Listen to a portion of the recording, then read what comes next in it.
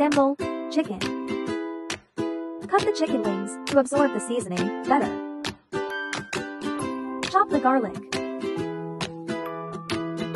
Chop the red onion. Marinate the chicken wings with turmeric powder for 15 minutes.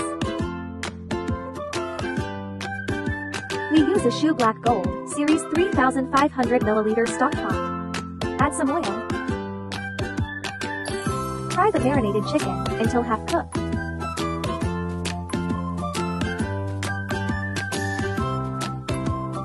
Remove and set aside.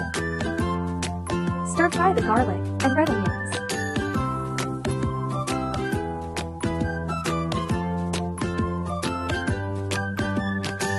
Add a packet of sambal paste and stir fry.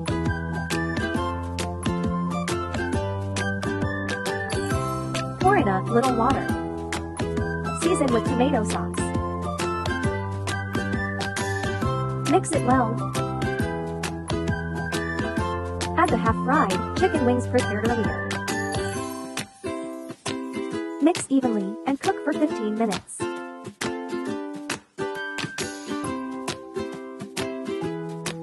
Get ready to enjoy home-cooked, spicy, traditional Sambal chicken.